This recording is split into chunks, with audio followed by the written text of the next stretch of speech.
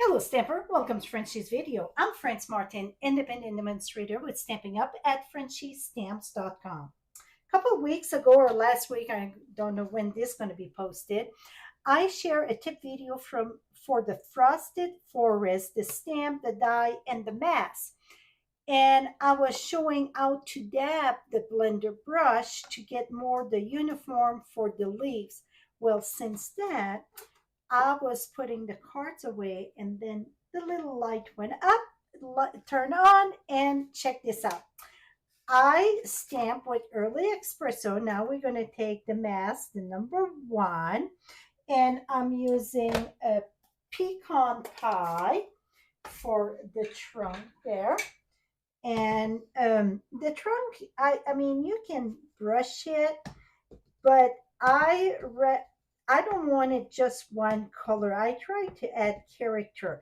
The stamp add quite a bit of character here. Okay, so that's done for this. Now, as I explained before, I like to wash mine just under running water and tap it dry.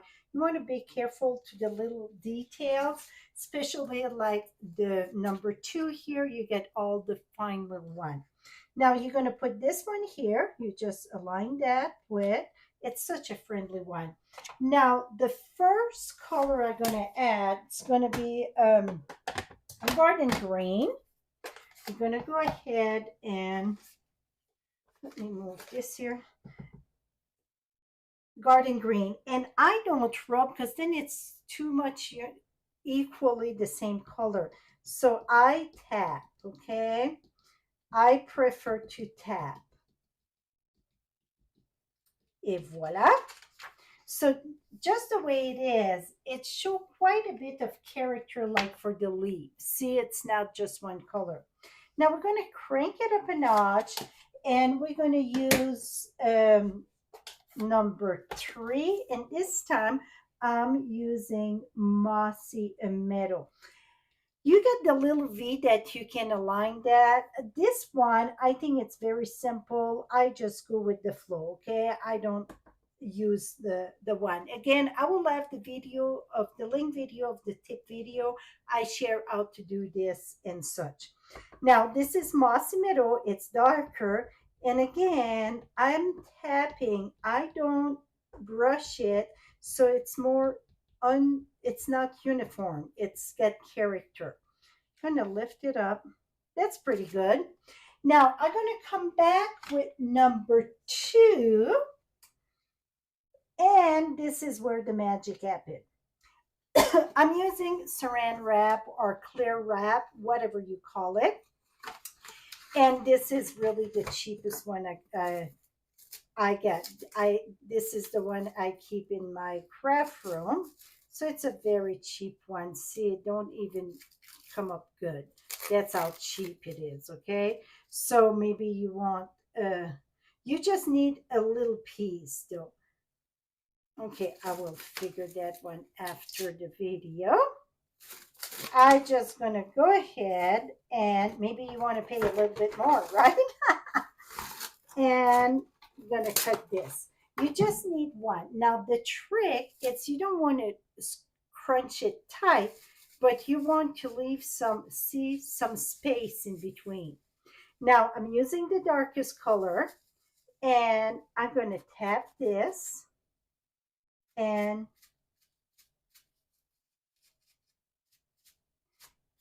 so that it's very add all those little lines really to your work. So then I strongly believe that it gives a lot of character, so it's not just flat. See all the little lines in there.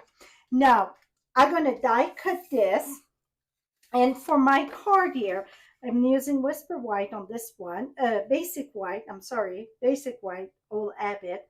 It is 4¼ by 11. Score at 5½. Well, really score at 2¼ and 5½. Fold in, fold in. Now you just want to add glue on this part, really on the edge still plain. My pretty peacock measure 5 3/8, and I mean 4 1/8 by 5 3/8. Now, I will have all measurement on my blog. I get the link below and also all the supplies that I use. The designer series paper, it's Thoughtful Journey. Now, just to make sure that I get all my surrounding, usually I go a little bit here. Oh, now I have to remember to wash that. Okay, now we're going to put that here. It's just a little tiny border. Now, this paper, it's 6 by 6. So while I cut it at 5 1/4 by 4, I had 3/4 inch left. So I decided to use the 3/4 inch. But see, it's almost laying down too much, but don't worry about that. I'm going to show you.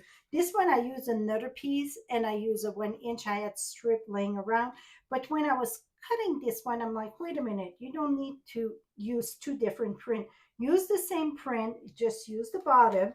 So the width, it's 4 1/4 by 3/4 there. While this width here, it's 4 inch. Just cut the bottom piece first.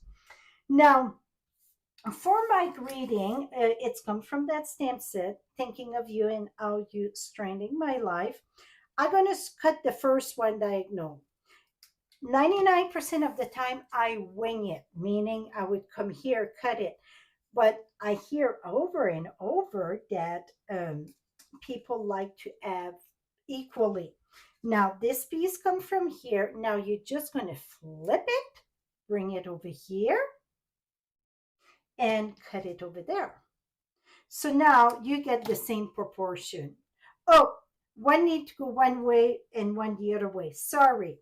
So you would, from here, it go this way. You don't flip it. You just move it along, because I didn't move the paper the other direction.